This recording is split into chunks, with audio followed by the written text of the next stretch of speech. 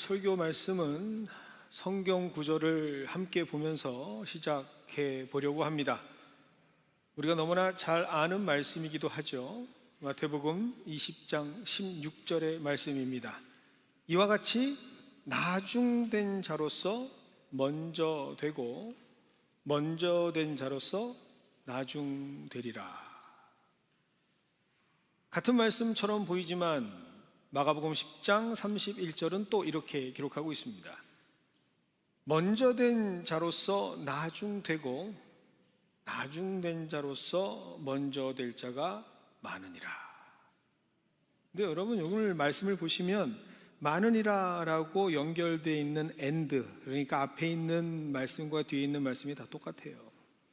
먼저 된 자 중에 나중된 자도 많고 나중된 자에서 먼저 된 자도 많다라는 뜻이 되겠죠. 자, 누가복음 13장 30절에는 이렇게 기록되어 있습니다. 보라, 나중된 자로서 먼저 될 자도 있고 먼저 된 자로서 나중될 자도 있느니라. 여러분, 분명히 누가 하신 말씀일까요? 예수님께서 하신 말씀이에요. 그런데 참 이상하죠? 오늘 이 말씀을 들으면서 자신의 위치에 따라서 그 의미가 전혀 다른 의미로 아마 느껴지실 겁니다. 어떤 누구는 소망의 말씀으로 느껴질 거예요. 아, 그래, 그렇구나. 듣는 것만으로도 힘이 되고 뭔가 새롭게 일어날 수 있는 미래를 향한 솟구치는 희망의 말씀으로 들을 수 있습니다. 그런데 어떤 이들은 이 말씀이 참 불편해요. 왠지 모르겠는데 말씀이 좀 부대껴요. 아무리 예수님 말씀이라고 해도 좀 너무한 게 아닐까라는 생각이 듭니다. 좀 부당하다고 느껴지기도 하고요. 아니, 아무리 그래도 그렇지 이런 일은 좀 일어나서는 안 되는 일이 아닌가라고 하는 생각이 들면서 거부감을 느끼는 사람들도 있습니다. 분명히 예수님의 말씀이 선포됐지만 내가 어떤 위치에 있느냐에 따라서 말씀이 다르게 느껴진다라는 것이죠. 그래서 하나님 말씀은요, 동일하게 선포되어도 누군가에게는 생명의 말씀이 되고 누군가에게는 한없이 거추장스러운 불편한 말씀이 됩니다. 성경에는 이런 경우가 왕왕 드러납니다. 여러분, 성경에서 우리가 잘 아는 사람 중에 한 사람을 소개합니다. 사람의 눈을 늘 무서워하고 피했던 사람이 있습니다. 그래서 많은 사람들이 찾는 우물을 땡볕에 혼자 외로이 찾는 한 여인이 있죠. 바로 우리가 잘 알고 있는 사마리아 수가성의 여인입니다. 그런데 이 여인에게 예수님께서 나타나시죠. 그리고 그 예수님을 만나고 말씀을 받았을 때 그는 완전히 다른 사람으로 변화가 됩니다.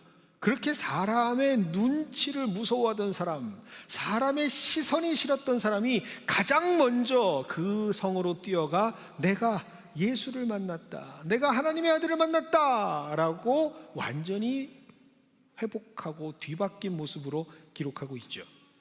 자, 그런데 이와 전혀 다른 사람의 모습도 성경은 기록하고 있습니다. 모든 것을 다 갖춘 사람, 그 사람이 얼마나 대단한 사람인지 성경은 그 모든 내용을 함축해서 부자 청년이라고 기록하고 있습니다. 여러분, 근데 이 말씀을 보통들 그냥 슬쩍하고 지나가는 경우가 많아요.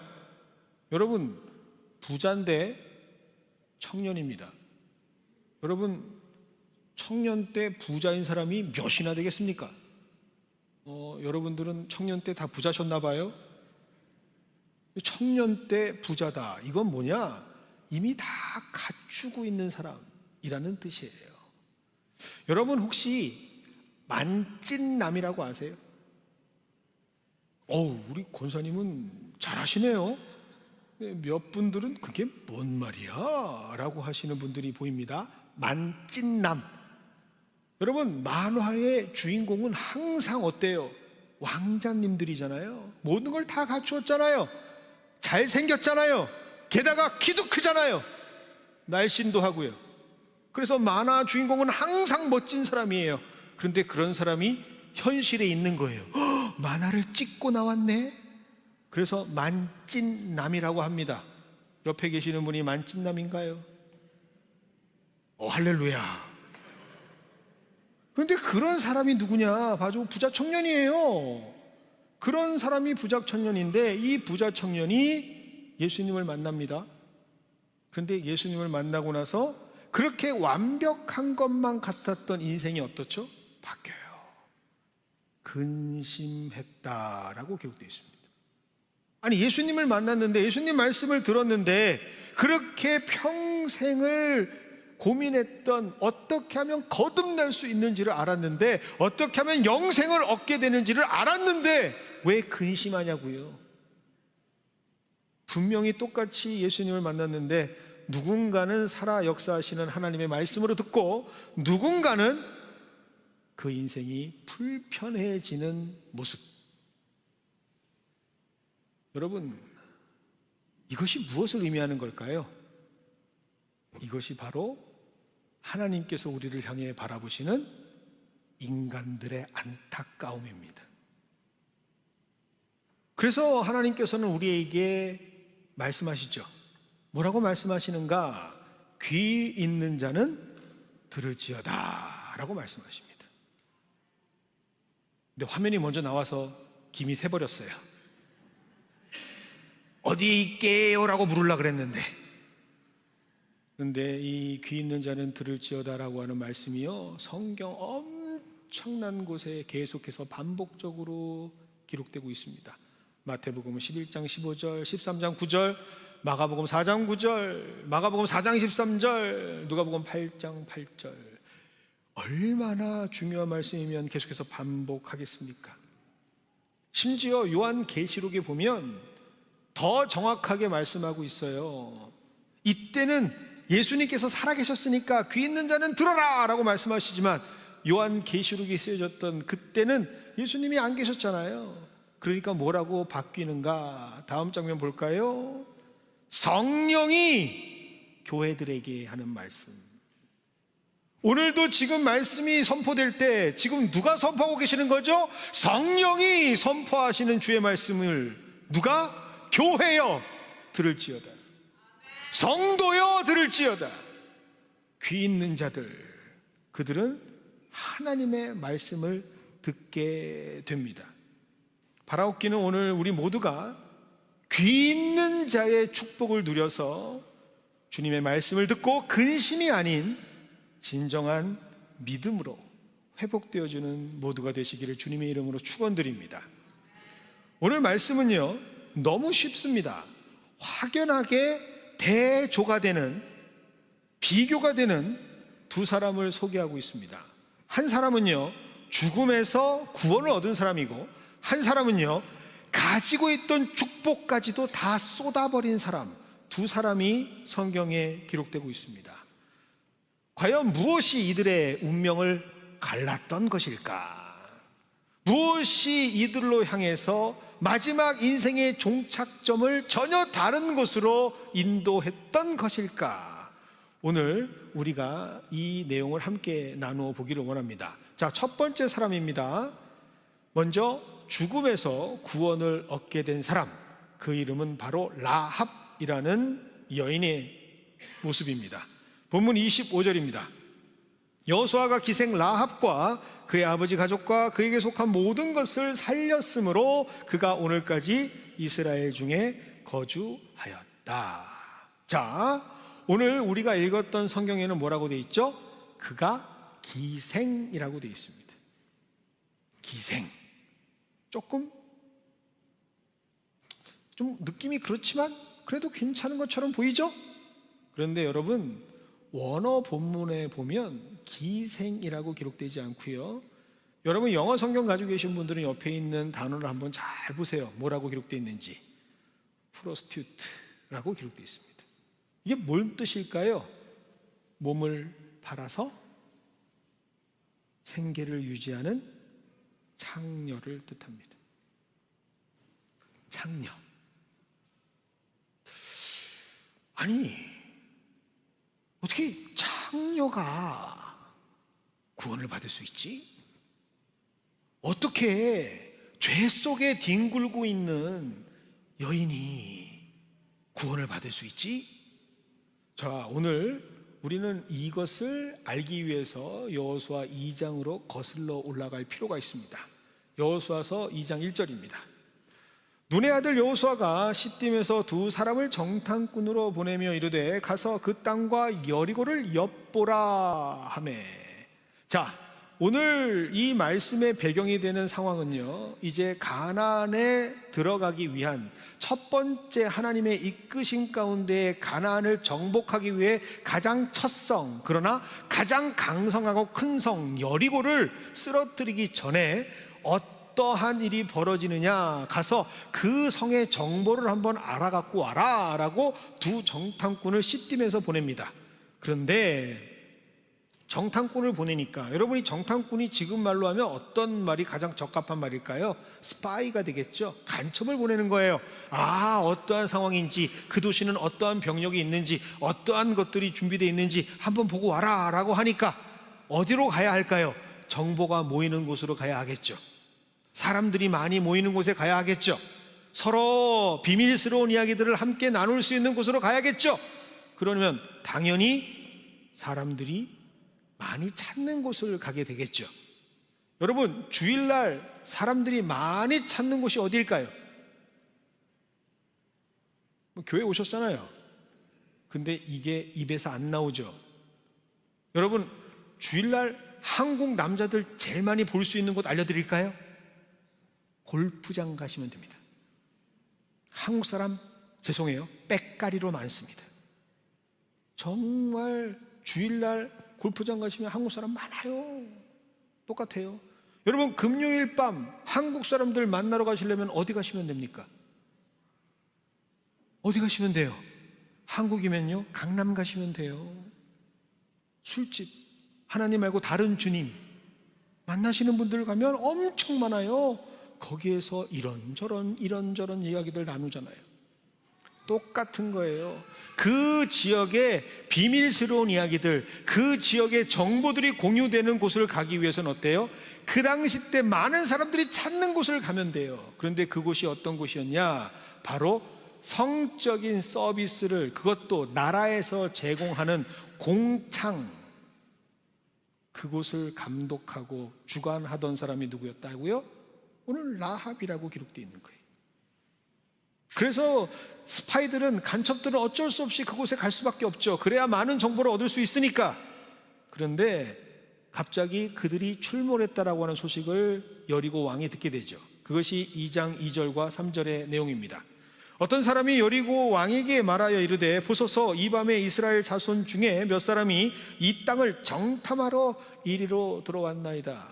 자, 그러니 이 정탐꾼들을 색출하기 위해서 그 당시 공창의 책임자였던 라합에게 여리고 왕이 직접 이렇게 명령을 합니다. 3절입니다. 여리고 왕이 라합에게 사람을 보내어 이르되 내게로 와서 내 집에 들어간 그 사람을 끌어내라. 그들은 이 온 땅을 정탐하러 왔느니라. 색출하라 이거예요. 붙잡아라 이거예요. 그런데 라합은 그 정탐꾼들을 붙잡지 않아요. 오히려 그 정탐꾼들을 숨겨줍니다. 여러분, 그것이 2장 6절에 기록되어 있는데 이렇게 기록되어 있어요. 라합이 이미 그들을 이끌고 지붕에 올라가서 그 지붕에 버려놓은 3대에 숨겼더라. 오히려 숨겨버립니다. 아니, 무엇 때문에 처음 보는 사람들을 숨겨줄 수 있었을까? 그 이유가 굉장히 중요하죠. 그것이 바로 9절과 10절에 기록되어 있습니다. 말하되 여호와께서 이 땅을 너희에게 주신 줄 아노라. 우리가 너희를 심히 두려워하고 이 땅 주민들이 다 너희 앞에서 간담이 녹나니. 10절이에요. 이는 너희가 애굽에서 나올 때에 여호와께서 너희 앞에서 홍해 물을 마르게 하신 일과 너희가 요단 저쪽에 있는 아모리 사람의 두 왕 시온과 옥에게 행한 일, 곧 그들을 전멸시킨 일을 우리가 들었음이더라. 자, 라합은 계속해서 소식을 듣고 있었습니다. 정보들이 모이는 곳이니까 이 산에 저 산에 많은 사람들이 계속해서 이야기를 나누는 주제, 그 당시에 때는 가장 뜨거운 감자였던 이스라엘 소식을 계속해서 듣고 있었던 것이죠. 그런데 여러분, 아무리 들어도 그렇지 어떻게 마음이 바뀔 수 있을까요? 그리고 정말 중요한 사실, 여러분, 그냥 넘기면 안 돼요. 우리는 역사를 그냥 한순간으로 퉁 치고 넘기는 경우가 있는데, 여러분, 절대로 그러면 안 됩니다. 오늘 말씀에는요, 그 행간을 보셔야 돼요. 뭐라고 기록되어 있죠? 라합이 듣고 있었던, 바로 어제 일처럼 얘기하는 여호와께서 너희를 이 땅으로 이끌어내실 때에 너희 앞에서 홍해물을 마르게 하신 일과 라고 얘기했던 그 홍해를 가르던 사건은요, 40년 전에 있었던 사건이에요. 40년 전, 한참 전에 있었던 사건입니다. 여러분, 만약에 저희 교회가 이 모든 예배당이 꽉꽉 차서 아무도 비지고 들어갈 틈이 없을 정도로 우리 교회가 엄청난 교회였어요 라고 얘기하면, 그런데 40년 전에, 그러면 여러분 어떻게 들으시겠어요? 그냥 씩 하고 웃고 넘기지 않으셨겠어요? 그런데 오늘 라합은 그 40년 전에 있었던 일을 듣고 기억하고 그걸 붙잡아요. 그런데 여러분, 한번 반대로 한번 생각해 볼까요? 40년 동안 있었던 일은 또 어떤 일이 있었을까요? 40년 동안 출애굽 1세대가 다 죽습니다.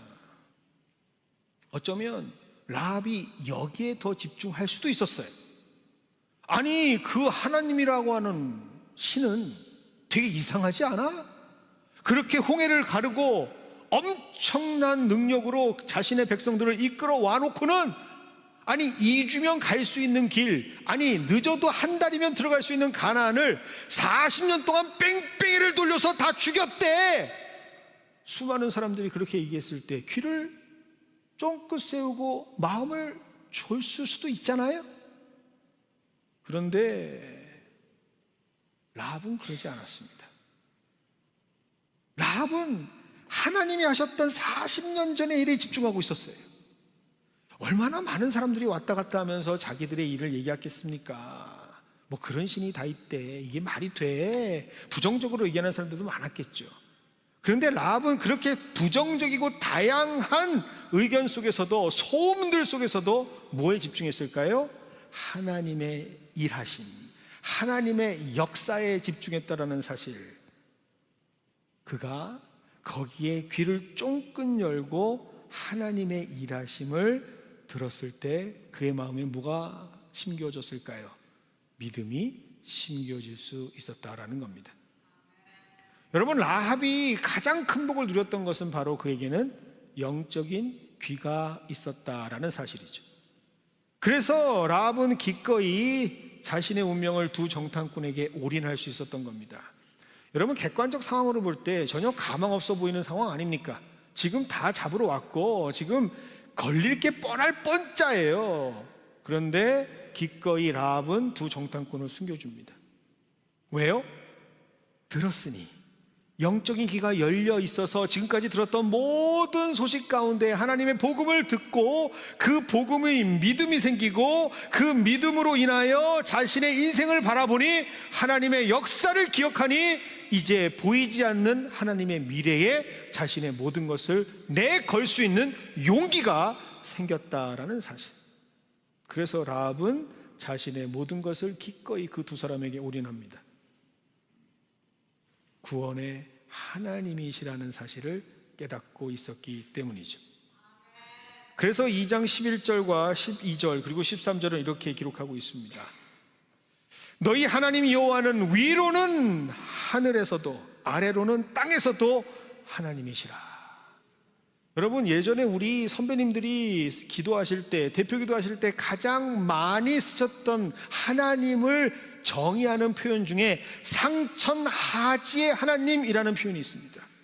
하늘에 계시는 하나님, 땅에서도 계시는 하나님, 어디에도 계신 하나님, 모든 것을 주관하신 하나님, 그 상천하지의 하나님이 바로 여기에 기록되어 있는 말씀이에요. 장녀였던 여자가 하나님을 깨닫고 하나님이 누구인지를 정확하게 세상을 향해 선포하고 있는 겁니다. 그러니 그 하나님이 계시니 12절, 이제 내가 청하노니 내가 너희를 선대하였은즉 너희도 내 아버지의 집을 선대하도록 여호와로 내게 맹세하고 내게 증표를 내라. 그리고 나의 부모와 나의 남녀 형제와 그들에게 속한 모든 사람을 살려 우리 목숨을 죽음에서 건져내라 라고 라합은 요청할 수 있었던 거죠. 자, 이 요구를 받아들입니다. 그래서 두 정탐꾼은 그들과 함께 약속, 언약을 맺게 되죠. 14절입니다. 그 사람들이 그에게 이르되 내가 우리의 이 일을 누설하지 아니하면 우리의 목숨으로 너희를 대신할 것이요 여호와께서 우리에게 이 땅을 주실 때에 인자하고 진실하게 너를 대우하리라. 아멘이죠? 그런데 말입니다, 이것도 여러분 그냥 넘어가서는 안 되는 일이에요. 왜냐? 그 두 정탐꾼이 무슨 권리로 라합에게 언약을 맺을 수 있었을까요? 그들은 사실 권리가 없어요. 그냥 급하니까, 지금 상황에서 언약을 맺어야 살 수 있으니까 라고 그냥 맺었을 거예요. 그런데 그 일이 얼마나 중요한 일이 되는 줄 아십니까? 왜요? 신명기 7장에는 분명히 이렇게 기록되고 있습니다. 내 하나님 여호와 그께서 너를 인도하사 내가 가서 차지할 땅으로 들이시고 내 앞에서 여러 민족 헷 족속과 기르가스 족속과 아모리 족속과 가나안 족속과 브리스 족속과 히위 족속과 여부스 족속 곧 너보다 많고 힘이 센 7 족속을 쫓아내실 때에 내 하나님 여호와께서 그들을 내게 넘겨 내게 치게 하시리니 그때에 너는 그들을 진멸할 것이라. 여기 진멸에 동그라미 하시고요, 그들과 어떤 언약도 하지 말 것이요. 여러분, 그들이 아무리 급하다고 해도 가나안 족속과 언약을 맺으면 됩니까? 맺으면 돼요?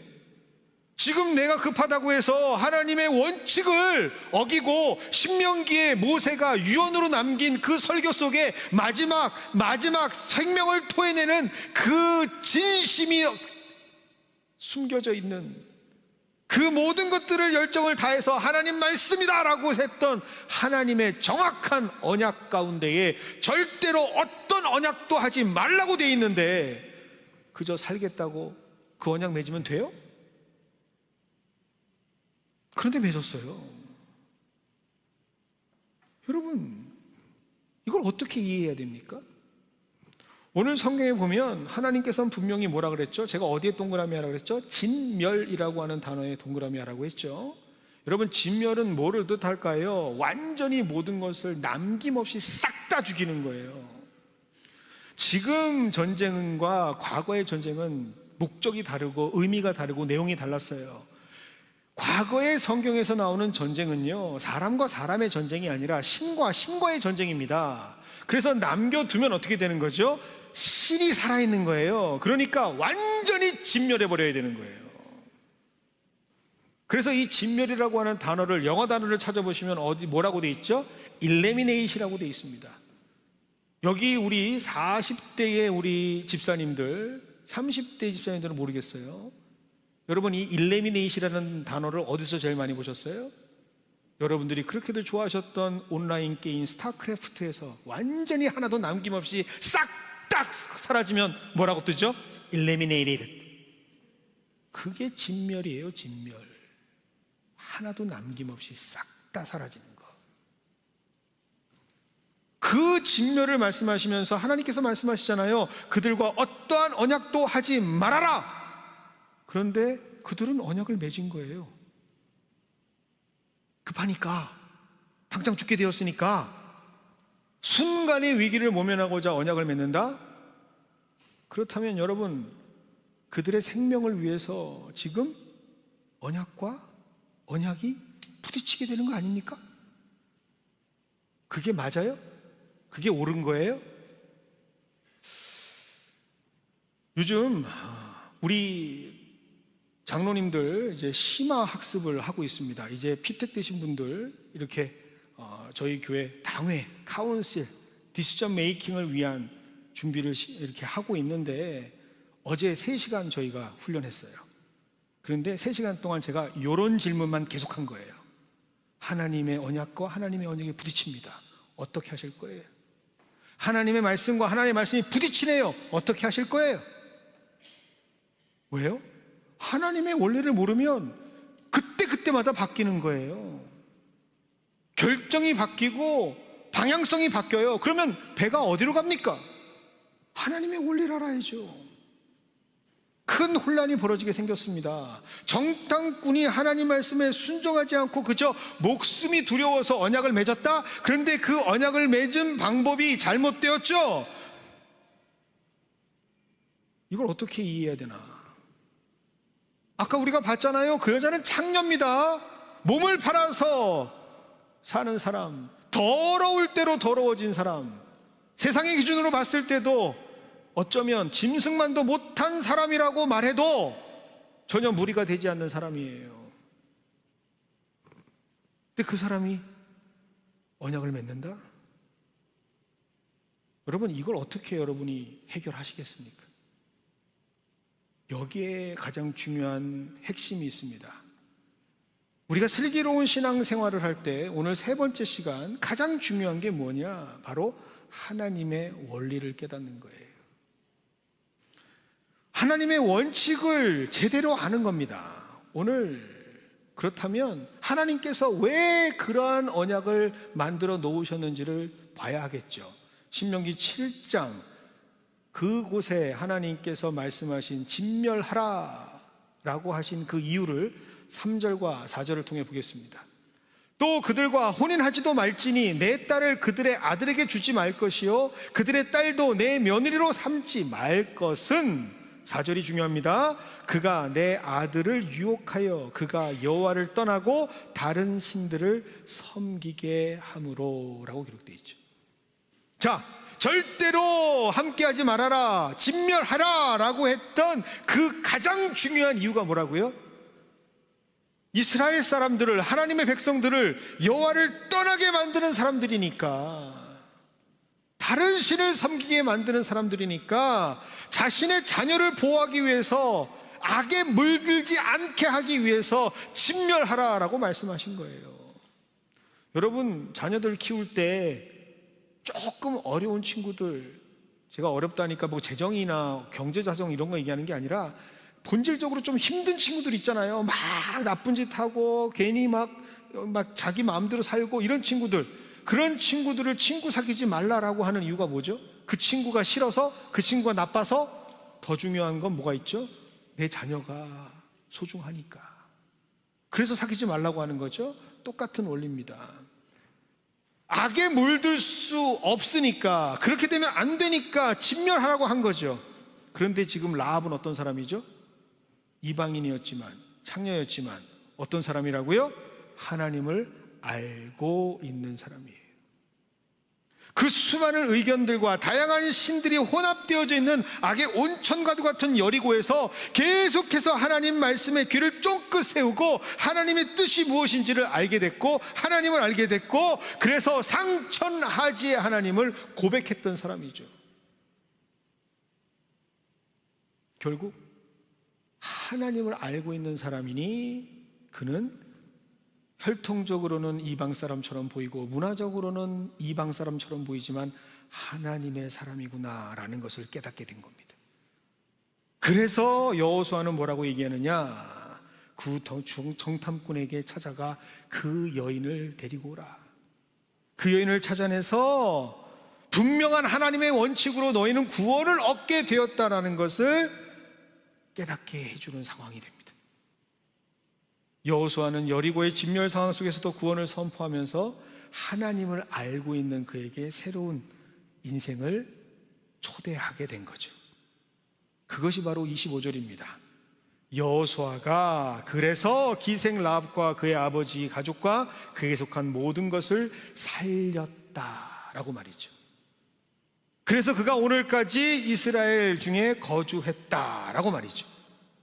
분명히 이방인으로 태어났고 멸절되고 진멸되어야 할 운명임에도 불구하고 그 인생 자체가 몸을 팔면서 사는 인생이었음에도 불구하고 참혹하고 구차한 인생이었음에도 불구하고 복음을 들을 수 있었던 귀를 가졌던 그에게 하나님의 말씀이, 역사가 그를 바꿀 수 있는 은혜의 인생으로 하나님께서는 역전케 하셨다라는 말씀이 바로 오늘 말씀이 됩니다.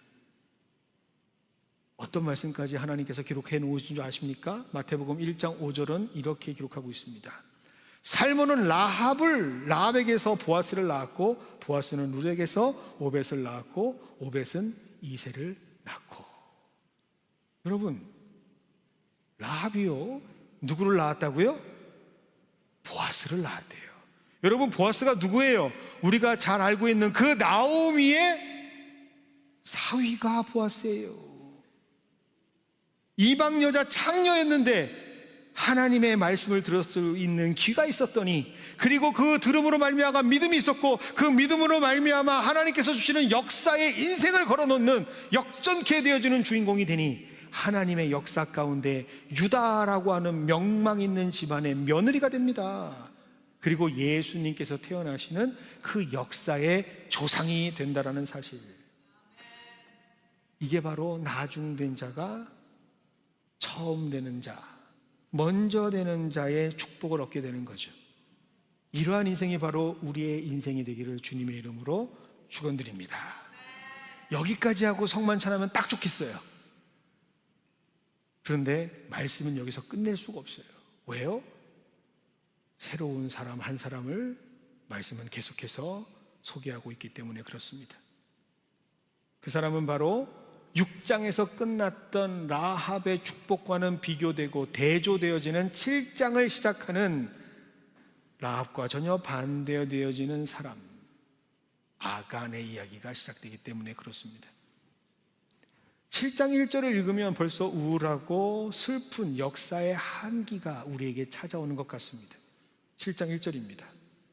이스라엘 자손들이 온전히 바친 물건으로 말미암아 범죄하였으니, 자, 여기 온전히 바친 물건 별표하시고요. 범죄하였으니 이는 유다지파 세라의 증손 삽디의 손자 갈미의 아들 아간이 온전히 바친 물건을 가졌음이니라. 그래서 하나님께서, 여호와께서 어떻게 하셨다고요? 이스라엘 자손들에게 진노하셨답니다. 한 사람이 잘못했는데 공동체 전체가 다 진노를 받는 거예요. 너무나 아이러니하지 않습니까? 6장에서는 한 사람 때문에 모든 가족이 구원을 얻는데, 이번에는 한 사람 때문에 모든 공동체가 다 고통을 얻습니다. 진노의 대상이 된다는 거죠. 그런데 그 사람 이름이 뭐라고요? 아간. 그런데 이름보다 더 중요한 게 뭐예요? 가장 먼저 그가 유다지파라고 기록되어 있습니다. 그리고 그 유다지파의 조상들 이름이 쭉 기록이 됩니다. 제가 정리해서 알려드릴게요. 처음에 세라라고 하는 이름이 나오죠. 촌수로 따지면 증조부예요. 증조부.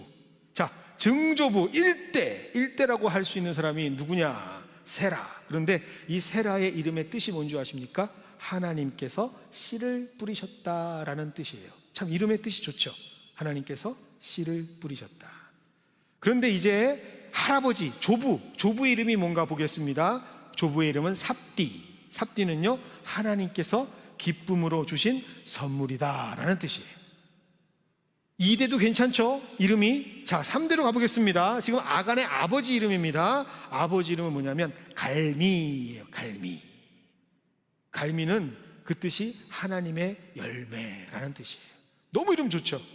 제가 그럴 일은 없지만 딸을 낳으면 이름을 제가 갈미라고 지려고 해요. 하나님의 열매. 얼마나 이뻐요. 그런데 그 축복의 집안에서 대대손손 하나님께서 축복하시는 그 집안에서 4대째 어떤 사람이 나오느냐? 아간이라는 사람이 기록돼요. 근데 이 아간의 뜻은 무엇이냐? 괴로움을 주는 자, 문제를 일으키는 자, 결국 사고뭉치라는 이름을 갖고 있는 아간이 등장합니다. 그런데 그의 죄를 하나님께서 덮어주실까요? 그가 잘못한 것을 1대, 2대, 3대 그렇게 하나님의 놀라운 축복 속에 믿음의 명문가여서 그 사람을 그냥 두실까요? 용서해 주실까요? 절대로 그렇잖아요. 하나님은 그가 어떤 죄를 저질렀는지 적나라하게 분명하게 적발해 내십니다. 그게 바로 7장에 기록되어 있는 그의 죄죠. 제가 계속해서 반복적으로 중요하다고 말씀드렸던 그 표현이 어떤 표현이 있었죠? 온전하게 받쳐진 물건이라는 말씀이 있습니다. 그렇죠? 온전하게 받쳐진 것. 이게 7장에는요 계속해서 반복적으로 나오거든요. 왜 반복적으로 기록되는 걸까요? 그만큼 중요하기 때문에 반복적으로 계속해서 성경은 기록하고 있습니다. 그러면 왜 하나님께서는 이것을 중요하게 여겼을까? 온전하게 받쳐진 물건이니까 이게 누굴 거죠? 하나님 거예요.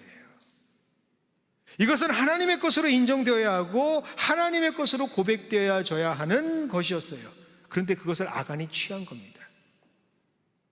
그러니 하나님이 분노하시죠. 그런데 여러분 여기에서도 죄송해요, 조금 더 자세하게 할게요. 모든 것은 다 하나님의 것인데 그 작은 것 하나님께 것을 취했다고 해서 하나님이 대노하셨다, 분노하셨다 이런 뜻이 아니에요. 마치 아버지 상에 아버지가 독상을 받으셨는데 거기 맛있는 음식이 많아요. 근데 부침개가 막 있어요. 동그랑땡이 있어요. 얼마나 맛있어요. 그러니까 아들이 살짝 아버지 것에 손을 댔어요. 그랬더니 아버지가 어찌 내 것을 범하느냐, 그래서 그를 능지처참했다. 그런 아버지가 있을까요? 그럴 수 있을까요? 자칫 잘못 이해하면 그렇게 이해될 수 있는 본문이기 때문에 여러분 절대로 그렇게 하시면 안 돼요. 어떤 의미일까? 그건 뭐냐? 하나님의 것인데 손을 댔다라는 의미는 여러분 6장 18절을 기준으로 보셔야 돼요. 6장 18절에 이렇게 기록되어 있습니다. 혹시라도 여러분들이 오해하실까봐 더 여러분들에게 쉽게 다가갈 수 있는 표준 세번역의 버전으로 여러분께 말씀을 드릴게요. 너희는 진멸시켜서 바치는 희생 제물에 손을 댔다가 스스로 파멸당하는 일이 없도록 주의하라 라고 기록되어 있어요. 그럼 왜 그것을 손을 대지 말라고 했을까요? 그 당시 여리고성에 있었던 모든 물건들은 다 신에게 바쳐졌던 제물이에요. 다시 말하면 그것은 불결한 것입니다. 이미 오염된 것이에요. 이제 그 주인이 하나님이 아니라 이방의 것으로 바쳐진 것이었기 때문에 그것을 먹게 되면 거룩한 이스라엘 백성들까지도 오염이 된다라고 하는 영적인 질서가 있기 때문에 먹지 말라, 갖지 말라, 범하지 말라, 취하지 말라라고 하나님께서 말씀하신 거예요. 그런데 이 하나님의 원시했던 거죠. 이미 6장에서 하나님께서 말씀하셨어요. 들어가게 되면 그것은 더러운 것이야, 그것은 취할 것이 아니야, 그것은 이방신에게 바쳐진 것이야. 그러니 그들에게 손을 대어서 내가 희생, 파멸당하는 일이 없도록 해라라고 말씀하셨는데 아간은 이 하나님의 원칙을 무시했던 겁니다. 뭐라고? 아니 어차피 불태워 없앨 건데 이 아까운 거 좀 취하면 어떨까라고 말하는 거예요. 귀가 열리지 않았으니까 자신이 판단하고 자신이 결정하고 자신이 행동하게 되는 겁니다. 그런데 안타까운 사실은 우리 신앙하는 모습 중에도 이러한 모습이 있다라는 사실이죠. 분명히 하나님 말씀은 선포됩니다. 그리고 분명히 하나님의 말씀은 정확하게 우리에게 말씀으로 기록되어져 있어요. 그런데 듣지 않고 보지 않아요. 중요한 건 그냥 다 내 마음에, 내 생각에, 내 감정에, 내 결정에 의존하는 것이 요즘 성도들의 모습 아닙니까? 신앙생활을 한다고 하더라도 내 기준대로 행하는 것. 그래서 분명히 하나님의 복음의 말씀, 마가복음, 마태복음, 누가복음, 요한복음이 있어도 가장 좋아하는 복음은 어떤 복음이죠? 내가 복음이에요. 내가 복음. 내 생각이 복음이에요. 내 생각이. 대표적으로 이러한 사람들이 많은 군집되어 있는 그룹들이 어떤 그룹? 왜 모태신앙인가? 전도도 못해, 봉사도 못해, 다 못해. 뭔가 하나님의 일들을 말하면 안 되는 것들이 더 많아요. 뭔 스케줄이 그렇게 많은지, 뭐가 그렇게 중요한 게 많은지. 비록 나중 되었던 사람들 중에 먼저 된 사람들이 있습니다. 그런데 이 사람들을 보면 그 사람들의 삶의 모습은 완전히 달라져 있죠. 여러분, 처음에는 나중되었던 사람들, 그런데 먼저 되는 사람들의 삶을 제대로 보시면요, 세상을 향했던 그들의 발걸음을 어디로 옮겨요? 하나님으로 딱 옮겨놓고요, 그 하나님이 원하시는 곳으로 계속해서 전진해 나가는 것을 여러분 볼 수 있어요. 그런데 먼저 되었다가 나중되는 사람들, 오늘 말씀드렸던 이 사람들, 유다 지파의 아간 같은 사람들은요, 삶의 방향성은 하나님께 가 있습니다. 왜? 어렸을 때부터 익숙하거든요. 태어날 때부터 모든 기독교의 문화가 자기에게 익숙하거든요. 교회는 가는 거고 예배는 드리는 거예요. 그래서 방향성은 바뀌지 않아요. 그런데 문제는 뭐예요? 하나님께 나아가진 않아요. 오히려 어떤 모습을 보이는 줄 아세요? 죄송한 말이지만 저 세상 쪽으로 뒷걸음치는 사람들이 많아요. 못해.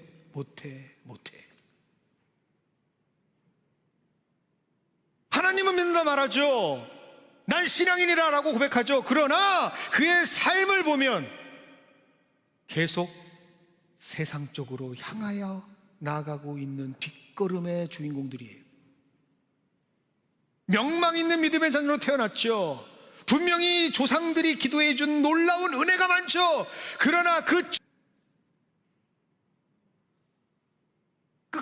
끝까지 하나님의 말씀을 듣지 않습니다. 왜요? 들을 귀가 사라져버렸기 때문이죠. 이러한 사람들의 특징이 뭔지 아십니까? 교만해요. 스스로 합리화하는데 굉장히 특화되어 있습니다. 왜요? 문화는 알고 있거든요. 계속해서 배웠거든요. 익숙하거든요. 자기는 하지 않아도 어떻게 하는지 보기는 봤거든요. 그러니까 그것을 기준으로 삼아서 자신은 아닌데, 자신은 전혀 실력이 없는데 남들을 평가합니다.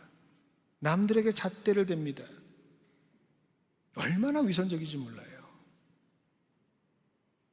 그러니 하나님의 말씀이 선포되고 회개할 수 있는, 돌아갈 수 있는 마지막, 자복하고 내가 행한 일을 내게 알게 하라, 그 일을 내게 숨기지 말라 하니, 자, 회개할 수 있는 기회가 주어졌어요. 그런데 오늘 아간이 뭐라고 얘기하는지 한번 잘 들어보십시오. 21절입니다. 내가 노력한 물건 중에 라고 기록되어 있어요. 자, 아까 분명히 뭐라고 얘기했죠? 하나님께 온전히 드린 물건이라고 얘기했죠. 이건 하나님의 것이라고 얘기했고 절대로 손을 닿으면 안 되는 불결해지는 것이라고 얘기했는데, 여전히 지금 아간은 뭐라고 얘기하고 있을까요? 우리가 빼앗은 것 중에, 우리가 노력한 것 중에 하나님 말씀을 기억도 못하고 잊고 있는 거예요. 그러면 자복하는 것처럼 보여요. 하지만 그의 중심은 여전히 달라지지 않았어요. 하나님 말씀을 기억하지도 않고 하나님 말씀의 뜻도 모르고 여전히 그냥 노략질한 것 중에 하나잖아요. 하나님의 마음, 하나님의 원칙, 하나님의 참뜻을 여전히 보지 못합니다. 뭐가 벌어지는가? 7장 26절입니다.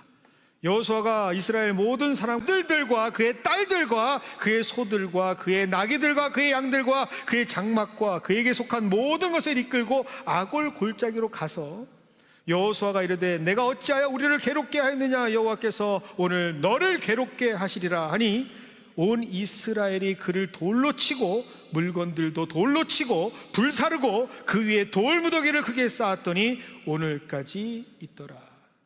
결국 기가 없었던, 그래서 믿음이 없었던, 그래서 하나님의 뜻을 하나님의 주시면서 회복할 수 있는 기회를 공개해 주십니다. 그 성찬으로 여러분들을 초대합니다.